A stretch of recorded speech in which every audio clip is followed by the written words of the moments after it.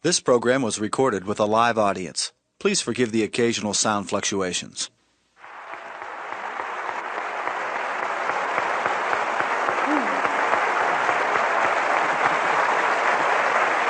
All right. We have things to do tonight. So we're going to explore some ways that I've discovered that help us learn to love ourselves. Anybody who's studied the Course in Miracles knows that they say, forgive and love thyself. You know, it's love thy neighbor as thyself. And the thing most people seem to forget, it's as thyself. It isn't just love thy neighbor. And you can't really love your neighbor until you do learn to love yourself. And I'm not sure exactly why we've gotten away from loving who we are. And remember, when I talk about loving yourself, I'm not talking about vanity or arrogance. That is not love. That is fear. I'm talking about just really respecting and cherishing the incredible miracle that you are. Because each one of us is someone really fabulous. We're divine, magnificent expressions of life. Only we have to know it. And when we do, it's like we're in tune with the entire universe, and everything just flows in our life. So we need to not only love our neighbor, but we need to love ourselves, and we need to begin there. And it's interesting, we resist this so much. So tonight I want to share with you some of my ideas about life and how you can get to the point where you really do love yourself. When we sort of get the guidelines on how we love ourselves and we're willing to practice them consistently, it's amazing the changes we can make in our lives. You know, I'm a very simple lady, and I have very simple guidelines for life. And for some people, they're far too simplistic. They think that's just ridiculous. But over and over again, I've seen people try them and practice them, and it's amazing how they work. Now, I want you to remember that if you hear just one sentence tonight that you can use to help improve the quality of your life, that's fabulous. You don't have to get everything I say. You don't have to accept everything I say. You don't even have to understand it. Whatever you're hearing tonight is going into your subconscious mind, and you will use it at the appropriate time, or you'll reject it. You know, you're always in control. You can do whatever you want. I can stand here for days and tell you all sorts of wonderful ideas, but if you don't want to accept them, that's your business. We're always in control. So let's see what we can do. All right, and let's have a good time tonight improving the quality of our lives. Sometimes we think it's so serious when we work on ourselves. And we can do it that way, and we can also do it through a lot of pain, but we can do it through a lot of joy too. Okay? So if you want to love yourself, then I suggest you start with these 10 steps that I've put together. Absolutely number one, first of all, most important, and if you really get this one, you don't have to practice any of the others because they'll come automatically. The number one thing is to stop all criticism. Stop criticizing yourself now and forevermore. Never again. Make a vow to yourself, I'm not going to do this anymore. You have been criticizing yourself for years and years, and you're still criticizing yourself for the same stuff you were criticizing yourself for before. So it seems that it doesn't work. So why don't we try another tactic? Let's come from a place of being okay as you are, and you can make changes. I remember what a revelation it was to me when I discovered that I could make changes in my life without being a bad person. I didn't have to be bad and then change. I could be okay and just change. Criticism never changes a thing. So refuse to criticize yourself and accept yourself exactly as you are. Remember, everybody changes. Everybody. But when you criticize yourself, your changes automatically become negative. You get into negative changes. And when you approve of yourself, it's amazing how your changes are positive. Our ability to change and adapt and flow with the process of life is our healing power. That's our healing power. We are powerful beings, and our power lies in the choice of thoughts. that we think and the words that we use. Because our thoughts are creative. They create our experiences. They contribute to everything we do in life. So you do choose the thoughts you think. You really do. Sometimes we think, oh, they zip by so quickly. But you really do choose them. So choose thoughts that are nurturing to you. Choose thoughts that are uplifting, that are supporting of you. If you really want to love yourself, it's essential that you stop criticizing yourself now and forevermore. Absolutely. And you can do it. You can do it. Just make a vow that that's what you'd like to do. All right, number 2, don't scare yourself. Please, if you love yourself, don't scare yourself. Stop terrorizing yourself with frightful thoughts. Because all you do is make any situation worse. You don't make it better. And don't take a small situation and make it into a big monster. And don't take a scary situation and make it even worse. Be there for yourself, you know. It's a terrible way to live. And if you have a habit of doing this, I suggest you stop it. You just stop it. You know, how often do we lie in bed at night going over and over a problem, creating the worst possible scenario? We do this for illness. We get a pain, and we're immediately planning our funeral. I've got a few people I think here have done that, yes. We do this for relationships. Someone doesn't call, and we immediately decide that we're totally unlovable and we'll never have a relationship in our life. And we're abandoned. We do this for work. You know, you hear a small remark at work, and you think, oh my God, I'm going to be fired. You know, we build these things up. And remember, these frightening thoughts are affirmations. Only they're negative affirmations. So if you have a habit of thinking negative thoughts that scare you, what I find is the best thing to do is find an image of something you really like, something that you love. It could be a sport, it could be a sunset, it could be some beautiful view, it could be flowers, it could be anything. And use that as a substitute. Pick that as your image, like your switch to image. And every time the negative thought comes up, or every time you find that you're frightening yourself, just switch to this thought or this image. You know, and say to yourself, no, I'm not going to think about that anymore. I'm going to think about sunsets or waterfalls or beautiful yachts or whatever your image is. Whatever you want to choose. And if you keep doing that, you will break that habit. But it takes practice. It always takes a little practice. Love yourself enough to stop scaring yourself. You know, just stop that. Number 3 is be gentle and kind and patient with yourself. Just be gentle and kind and patient. You know, a good example of the power of patience is a garden. A garden is often to begin with just a patch of dirt, and then you add some seeds or some little plants, and you let the sun shine, and you water it, and you give it some loving attention. And to begin with, it seems like not much is happening.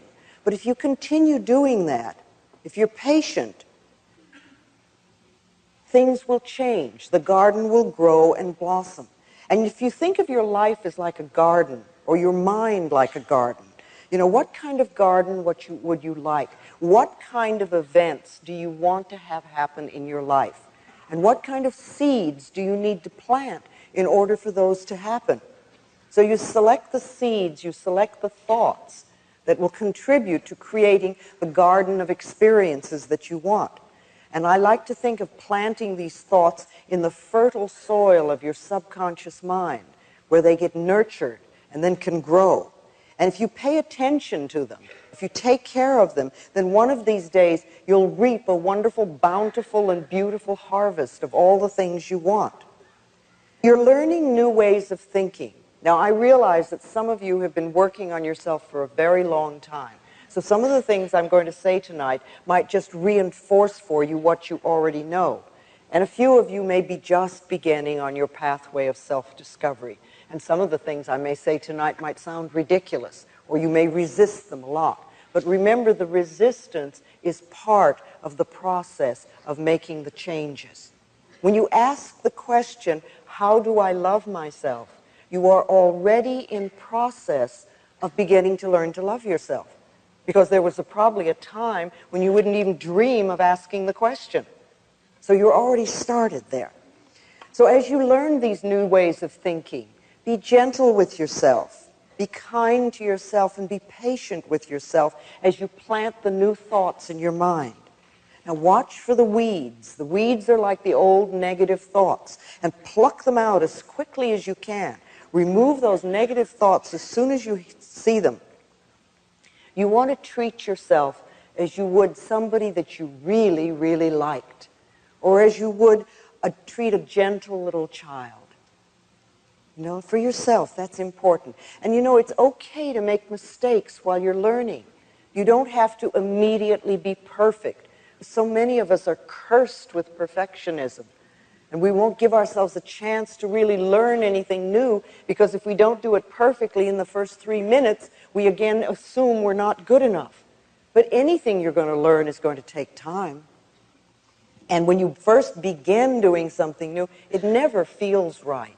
You know, just for a moment, do this. I want you to clasp your hands. Now, there's no right or wrong way to do this, but just clasp your hands, and I'd like you to notice which thumb is on top. Okay? Unclasp your hands and reclasp them with the other thumb on top. How does that feel? It feels strange, it feels odd, it feels different, it may even feel wrong. Okay? All right, now unclasp and put them the first way, and open them and put them the second way, and the first way, and the second way, and the first way, and the second way, and hold it. Now how does it feel? Not so bad. Not so wrong. We're getting a little used to it. Maybe we could even learn to do it both ways. Well, you know, it's the same thing with anything you learn. The first time you try it, it feels wrong. It feels strange. It feels different. And we immediately have a tendency to judge it. But if we just practice a little bit, it can become normal and natural. So when you're beginning to do your affirmations or change your way of thinking, just know all you need is a little bit of practice. A little bit of practice, that's all. You're not going to do everything in one day. You're not going to love yourself totally in one day. But if you can love yourself just this much more every day than you did before, like a quarter of an inch, and every day you do a little bit more and a little bit more and a little bit more and a little bit more, do you realize in 2 or 3 months you could love yourself this much? And all you did was this much every day, just a tiny bit. It's amazing. It takes just a little bit more love every day. You know, you can get up in the morning and say, I really want to love you more today than I did yesterday. And if you make that statement, the universe will hear you and find out ways to do that. Okay, number 4, be kind to your mind. Be kind to your mind. You know, self-hatred is really only hating thoughts you have about yourself. That's all it is. And you don't want to hate yourself for having thoughts. You gently want to change those thoughts. Change your thinking.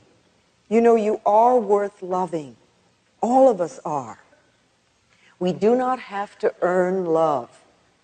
In spite of the way some of us were raised as children, really, you don't have to earn love.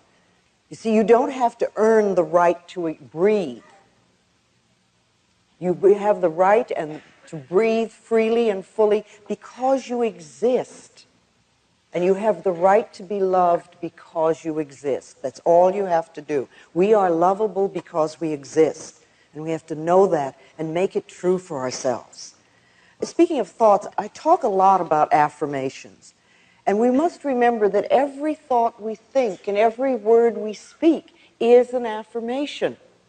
And far too often, they are negative. And we're not aware that the words and the thoughts these words and thoughts are shaping our future and our experiences. But when we talk about doing affirmations, we're talking about creating positive statements to create something wonderful and new in your life or to eliminate something for your life. So doing affirmations is one of the best ways to be kind to your mind because you create definite positive statements that build you up instead of beat you up. See, if you can think of your thoughts as building you up rather than beating you up, and so many of us, I know I certainly did, had a habit of beating myself up with my own thoughts. Thinking well of yourself is an act of kindness that pays enormous dividends, enormous dividends. You can also learn the difference between responsibility and blame. Don't get into this, oh, I'm having this negative experience, therefore I must be a bad person routine. That's a terrible thing to do. Responsibility is making a conscious choice of how you will respond to a situation or to an idea. What sort of thoughts will you choose? You have an experience. Okay, how can you learn from this experience? Or what can you learn from this experience? You know, Dr. Bernie Siegel says in his new book, Peace, Love, and Healing, that people who have so-called terminal illnesses and defy the statistical odds against them all share something. They have an acceptance of responsibility for decisions affecting their lives. They don't blame themselves, but they do accept responsibility. See, blame is making yourself wrong for having certain thoughts or for having certain experiences.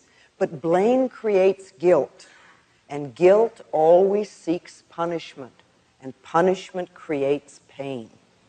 So being kind to yourself means stopping all blame, all guilt, all punishment, and all pain.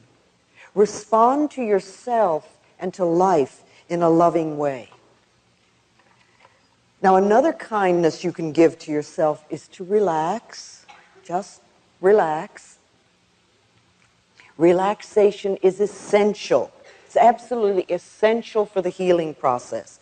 It's really hard to allow the healing energies to flow within us if we're tense and frightened. It's like we shut off the energy. And it only takes a minute or two, a few times a day, to allow the body to let go and relax. See, at any moment you can close your eyes and take 2 or 3 deep breaths and just release whatever tension you're carrying. Let's do that now for a moment. Just let's close our eyes and take a deep breath and just exhale and let go. Just let go. And let's do that again. Take another breath and just release all fear, any tension. And once more, take a deep breath. And as you exhale, just let yourself be centered. And you might even say to yourself silently, I love you, all is well. And then just notice how much easier your body is for the moment. That didn't take 2 minutes. And if you would do that several times a day, it sort of says to the body, it's okay, you don't have to go through life tense and frightened. You can be relaxed and still handle whatever you need to handle. Another kindness to yourself is to meditate. You know, as a society, we've made meditation into something mysterious and difficult to achieve. And yet meditation is one of the oldest and simplest processes there are that we can do. All we have to do is to sit or even lie quietly, close our eyes, take a few deep breaths, and our body again will automatically relax. We don't have to force it, it just happens. And we can repeat words like love, or peace, or healing, or anything that's meaningful to us. We could even say, I love myself, or I forgive and I am forgiven, or I'm willing to learn. And then just sit there quietly, and your answers may come immediately, or in a day or two, or whenever.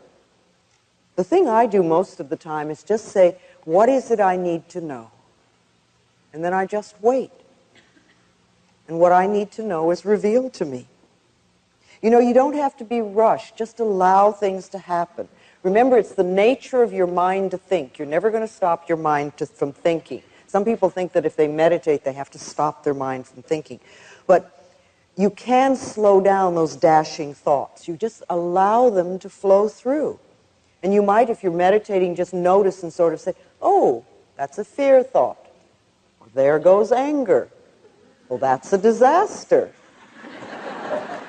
That's an abandonment thought.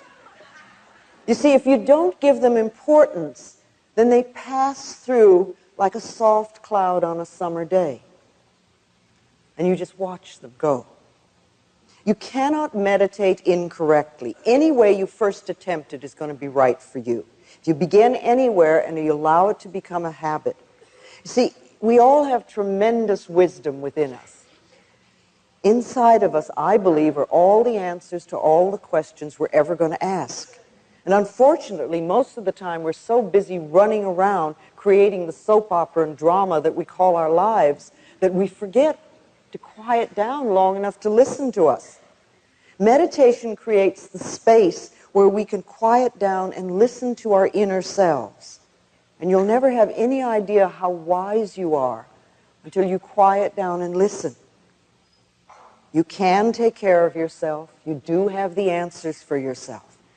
Become connected with yourself through sitting quietly, through meditation. You know, you can think of meditation as focusing on your inner voice. It's like you're focusing and listening. Visualizations are also very important. You create a clear mental picture or an image that enhances your positive affirmations. When I had cancer, I used to visualize cool, clear water flowing through my body and washing out the diseased cells, and my body responding and becoming very strong and healthy. Now, I know some people like to use visualizations of fighting their cells. They like to fight the diseased cells. I personally don't feel good about creating a war in my body. And I think it's better to use an image that dissolves, like the sun could melt, or a magician could transform, or you could use some form of love to make the positive change. But when you're using visualizations, make them positive, some picture that works for you. And everyone can visualize. Everyone. You're describing your home, having a sexual fantasy. You know, people who think that there's no connection between mind and body have obviously never had a sexual fantasy.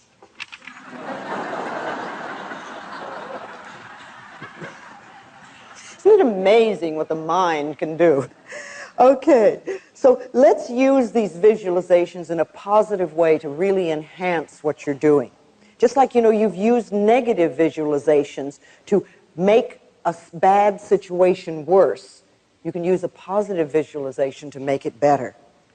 Okay, number 5, praise yourself. Please praise yourself. Criticism breaks down the inner spirit, and praise builds it up. So praise yourself as much as you can. Tell yourself how well you're doing with every little thing. Many of us refuse to put any effort into creating a good life for ourselves because we feel we don't deserve it. Our feeling of not being deserving could come from people telling us we didn't, but it could also come from something as simple as early toilet training or being refused an ice cream cone when we were young. Deserving has nothing to do with having good. It's our unwillingness to accept good in our lives. Allow yourself to accept good, whether you think you deserve it or not. And you know, when you think about deserving, there's a few questions I'd like to ask you about this to help you deserve the good that's in the universe. What is it you feel you deserve? What do you feel you deserve? Do you deserve love and joy and all good? Or do you feel deep down that you deserve nothing? Why? Where did that message come from? And are you willing to let it go? What are you willing to put in its place? What different message would you put there? Because remember, these negative messages, something that says you don't deserve or you're not worthy, that's only a thought, and a thought can be changed. What is it you want that you're not now having? Think about that and be clear and specific about what you want and what you deserve. What were the laws about deserving in your home? What did they tell you you don't deserve? Did they tell you you deserve a good smack? Is that the message you got as a child? Did your parents feel that they deserved good things? Do you always have to earn in order to deserve? And were things taken away as a child when you did something wrong? Now, do you really feel you deserve? Do you feel good enough, smart enough, tall enough, pretty enough, bright enough, whatever? What belief is in the way of your deserving? Do you believe you're not good enough? There's not enough money. I'll never amount to anything. I'm not ready yet. What are the beliefs that are in the way of you really deserving? And then the last question about deserving is, what do you have to live for? What do you have to live for? What is the purpose of your life? And what meaning have you created? You know, you're here for a reason.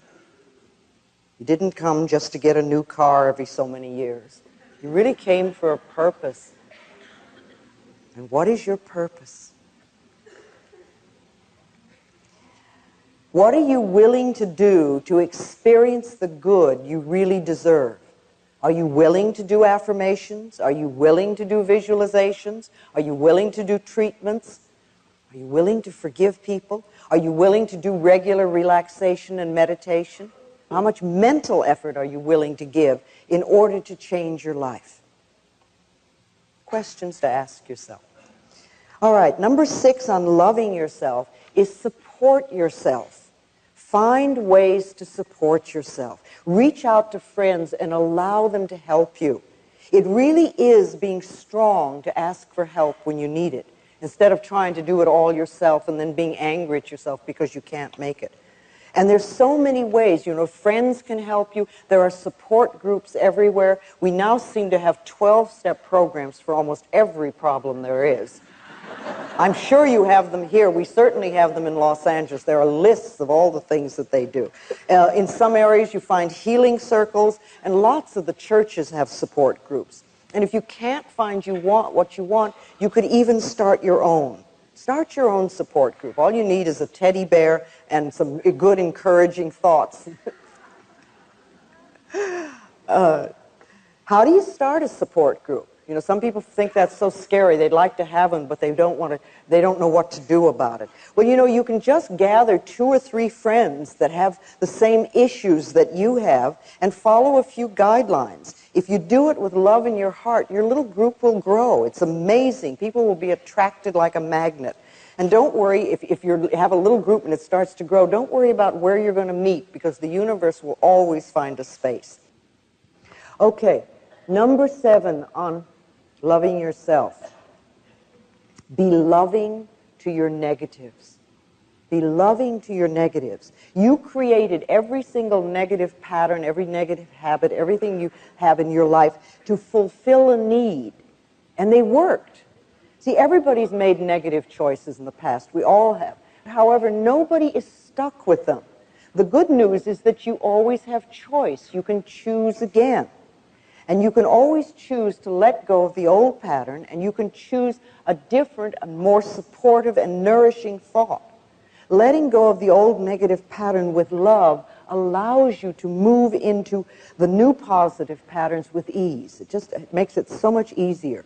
But punishing yourself, you know, with thoughts like, I hate my job, I hate this illness, or I hate this relationship, or whatever, keeps you tied to what you hate, and it doesn't allow anything new and different to come into your life.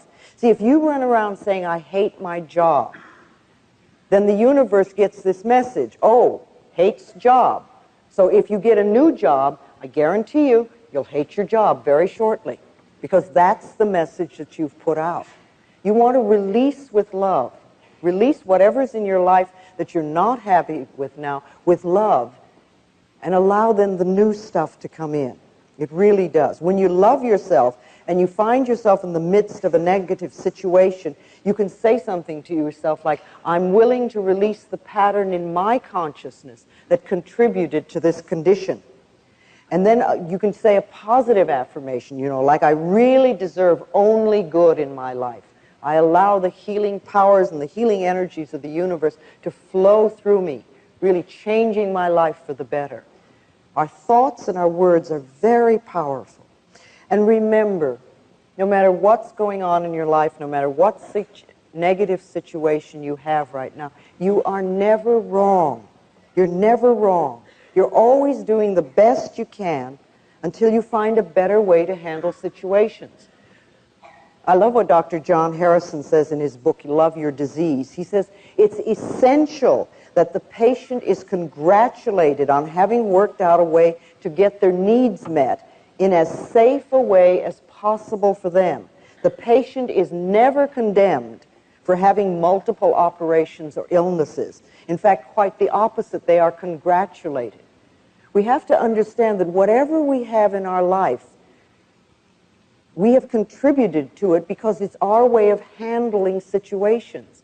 And to be angry at ourselves because such and such is going on doesn't make any changes. It doesn't make positive changes. What we have to do is fulfill those needs in a much more positive way. And that's what we want to concentrate on.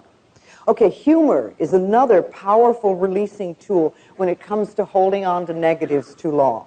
Sometimes we work so hard on ourselves that we forget to lighten up.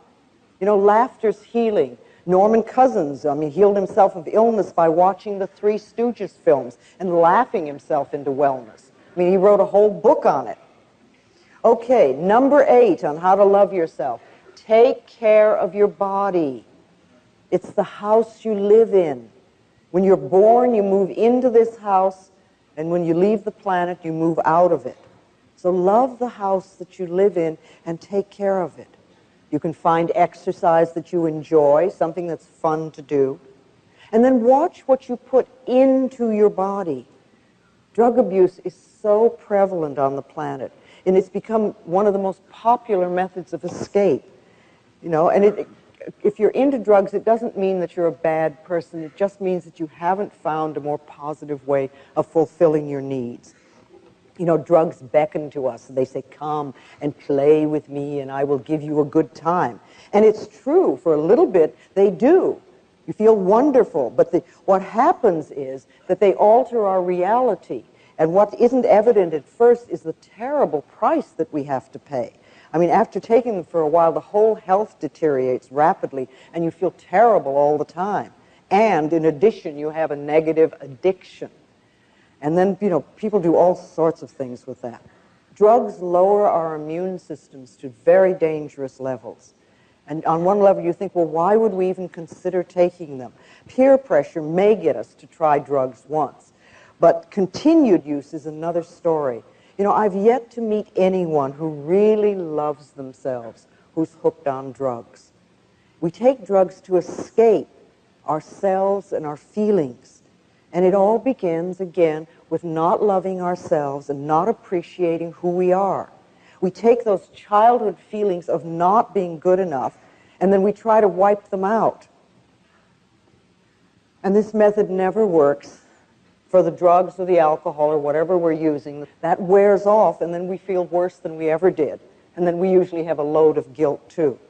So we want to know that it's safe for us to feel our feelings. That's okay. Part of loving ourselves is feeling our feelings and acknowledging them. They pass through. They don't stay. Food. We use food. Food really is a fuel for our bodies to help create new cells and to give us good energy.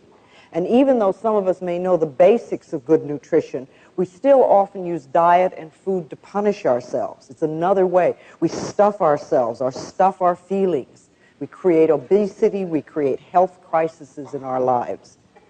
We've become a nation of junk food addicts, unfortunately. It's like we've allowed the big food processors and their advertising to influence our eating habits.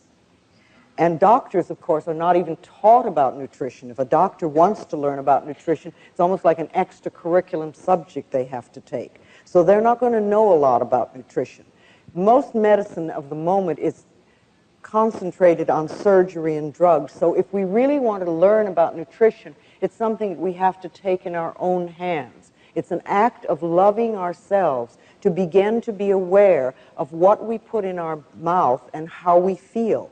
If you eat lunch and an hour later you start going to sleep, you might ask yourself, what did I eat? Maybe there's something that isn't good for my body at this point in time and space. So start noticing what gives you good energy and what doesn't, what tears you down. So we can either do that by trial and error ourselves, or you can find a good nutritionist to go to who knows some of these answers and can really help. And then there are lots of other good alternative therapies that we can explore to see if they're right for us. Because remember, every body is different from every other body. I mean, you can look around and see that. So no one thing is going to be good for everybody. But, you know, acupuncture is a favorite of mine. There's herbology, there's homeopathy, there's the Bach flower remedies, there's all sorts of body work and massage, there's aromatherapy, there's sound therapy. That's an area that I'm now beginning to explore, how sound waves can accelerate learning and healing.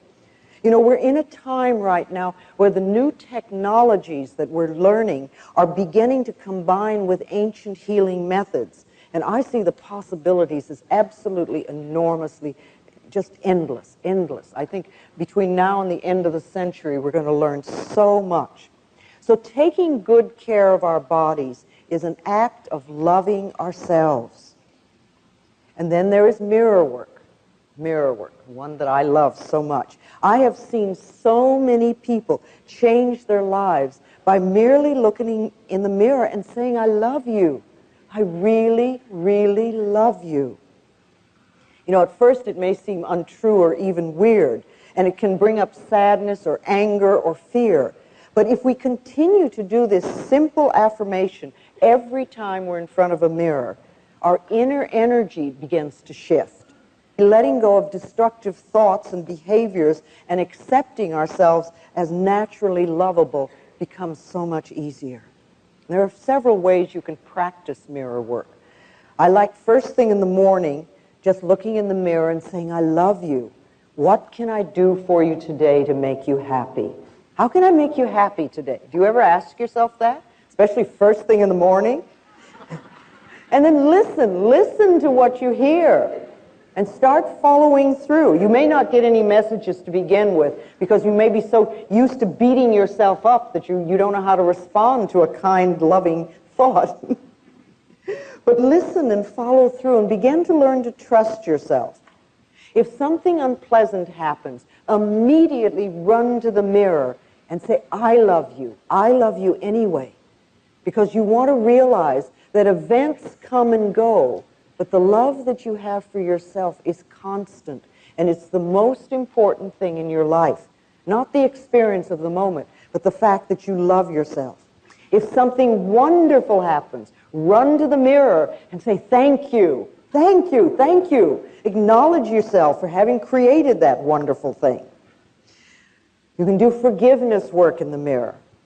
Look into your own eyes and say, I forgive you. I forgive you for holding on to old patterns for too long. I forgive you for not loving yourself. I forgive you for whatever. You know, we're so hard on ourselves. We're so judgmental and so critical. We beat ourselves up for every little mistake, no matter how small. Every one of us can use forgiveness on a daily basis. Sometimes I look in the mirror and I say, I am forgiven. I forgive you and I am forgiven. I forgive and I am forgiven. Know that it works both ways. You can talk to other people in the mirror.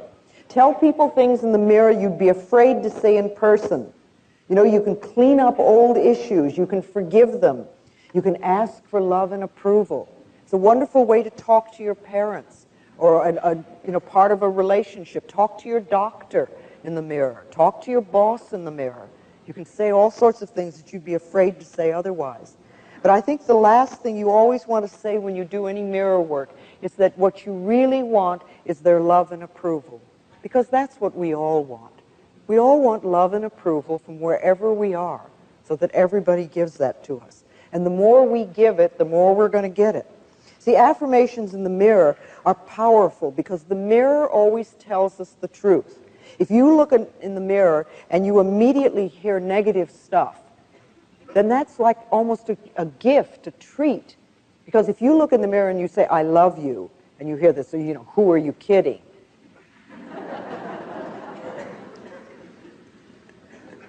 Can't be true. Then all you know is that is just an old negative thought that's passing through. And what I like to say lots of times is, thank you for sharing. Thank you for sharing.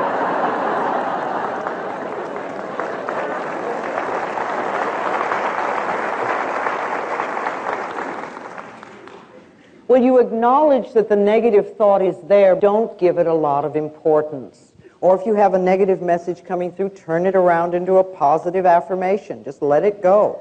And at least once a day, look in your eyes and say, I love you. I really, really love you. I love you. And as for loving yourself, do it now. Don't wait till you get well, or you lose the weight, or you get the new job or the newer relationship. Do it now and do the best you can. You see, if you're dissatisfied with yourself now, and you think, oh, well, I will love myself when I get the new job, or I lose the weight, or I have a new relationship, believe me, you'll lose the weight, you'll get the new job, you'll have the new relationship, and you'll still be dissatisfied with yourself. Because the dissatisfaction with yourself is a habit pattern. If you can be satisfied with yourself now, if you can love and approve of yourself now, then when the good comes into your life, when the new things come in, you'll really be able to enjoy it. You'll really have a wonderful time. So don't wait. The most important thing is just be willing. Just be willing. I'm ready now to love myself. I'm ready to let my life change, and I'm willing. You may not know how to. It may seem sort of scary practicing all these things. If that's too much, then just start with, I'm willing to learn to love myself. I'm willing to learn to love myself. And believe me, the universe will hear you, because and God always says yes, your subconscious mind always says yes, you'll start to get a positive response. And once you've learned to love and accept yourself exactly as you are, then you can begin to learn to love and accept other people as they are. See, we can't change other people. If we just, that I think is another way of learning to love yourself, is stop trying to change other people. Leave them alone. I mean, all that energy that we spend into trying to make other people different, if we used half of that energy, we could make ourselves different. And when we're different, our whole life will change. You can't learn things for another person. Everybody has to learn their own lessons, but you can learn for yourself.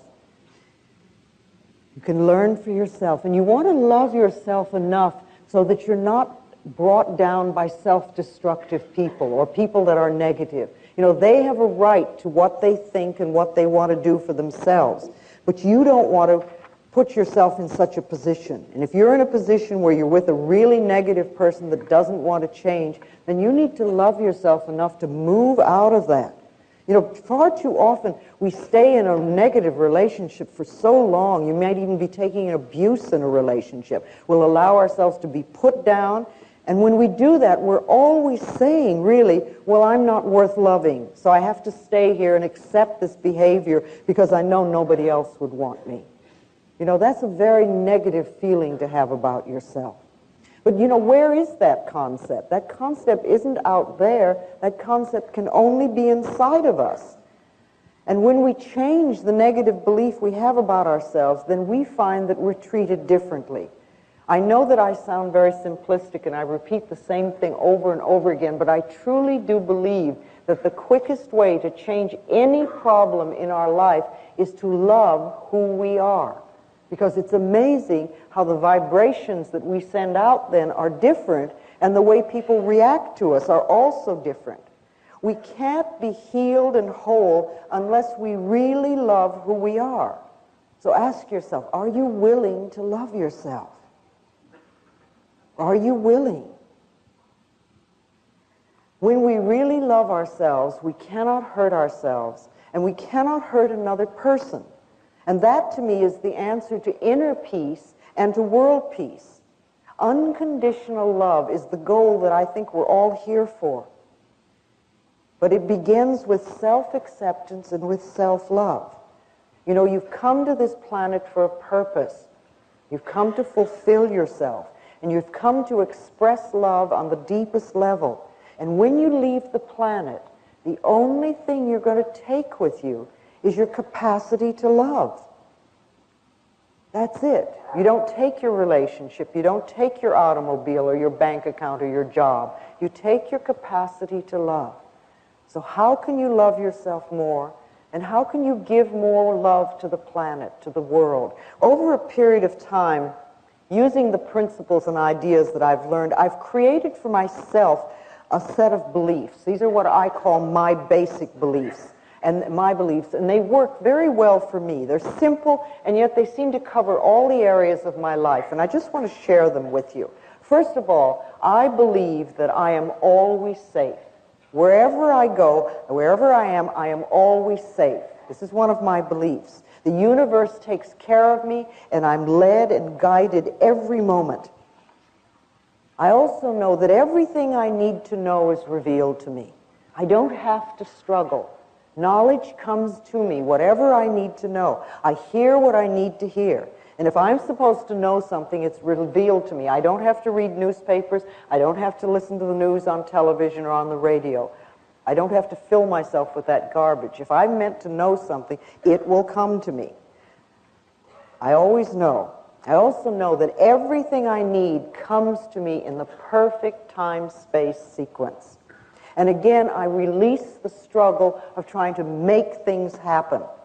I speak my word for what I believe, and then I let it go. I've placed my order in what I like to think of as the cosmic kitchen. And the big chefs are working on it. Well, you know, it's true. When you do your affirmations and things, we often do them, and then we try to struggle to make them happen. But, you know, if you go to a restaurant, and the waiter or the waitress takes your order and goes off to the kitchen, you don't run after them into the kitchen to see what's happening. You assume that it's being taken care of. And you can do the same thing, you know. You do an affirmation for something and you want, and you say, okay, that's taken care of. Every time you think of it, you know it's taken care of it. So I deal with what's in front of me, and I know that what is right for me will come to me in the perfect time-space sequence. And so much good comes into my life. Some of it I ask for, and some of it, and much of it I haven't even thought of. When you love yourself, it's amazing what comes into your life. Okay, I also believe that life is a joy and filled with love. And as I choose to believe this, it becomes true for me. I awaken in the morning with joy in my heart, and I find it almost everywhere I turn. See, the heart's job is to lovingly pump joy throughout our bodies. And all we have to do is get our negative thoughts out of the way and allow this to happen. What we give out comes back to us. So what you're believing is going to come back to you as true. Okay, I also believe I am loving and I am loved. And I operate from the loving space of the heart as much as I can. Now, this is a lesson for all of us, and we're not there all the time. Every time I find myself off track, I try to bring myself back. Because by giving out love, of course, it comes back to me multiplied. And there's so much love in my life these days. It's just incredible. I could never have imagined it. Never. Okay, I also know that I prosper wherever I turn. See, I've never gone for the money. I've always asked myself, how can I help? And I know that the quickest way to increase our income is the mental work that we do. The beliefs we choose to accept either attract or repel money and other forms of prosperity. My income is constantly increasing is another affirmation I've chosen to accept and believe. My income is constantly increasing. Because that means wherever you start, it can always grow. So I prosper wherever I turn, and my income is constantly increasing. I also know and believe that I am willing to grow and to change. See, I don't believe that I know everything. I don't think I'm on some plateau and I know it all. I know that there's so much more to learn. I'm well aware of that. And I'm open and receptive to new ideas and to new knowledge and to new insight. And I allow them to come in. And when I find something new, I'm willing to shift what's inside of me. And I do that periodically. I'm so different than I was 20 years ago. My goodness. I'm willing to look at myself. See, I know that I can become more of who I am. I don't believe that we become better people, because that always implies that you're not good enough. But I think we can become more of who we are. See, growing and changing is wonderful. I'm willing to let go of whatever doesn't work for me anymore. And I know that growing and changing are just aspects of life. And the other thing I know for myself is that all is well in my world. See, if I know that all is well in my world, then it doesn't much matter which direction my life turns in, because it'll always be good. So I trust life to take me where I'm supposed to go, and that everything will always be for my highest good. And these beliefs work for me. Now, what kind of beliefs would you like to live by? See, create a set of beliefs that you would like to live by, and then start affirming them and know that they're true for you. They'll help you carry you where you want to go. That is part of loving yourself, creating a set of guidelines that work for you. So you want to love yourself, you want to love other people, you want to release your negative patterns and negative thoughts. Practice unconditional love as much as you possibly can, because it'll change your own life enormously. Do everything you can to be happy and to bring joy into your life. All right. What I want to do now is bring Jerry Florence out, and we're going to do a meditation. Dr. Jeffrey Thompson of Solana Beach, California, is a pioneer in the use of sound frequency for healing. And he recorded my voice and has electronically processed it. And Jerry Florence is going to play that sound as part of tonight's meditation. So you're going to hear my voice in a very different way.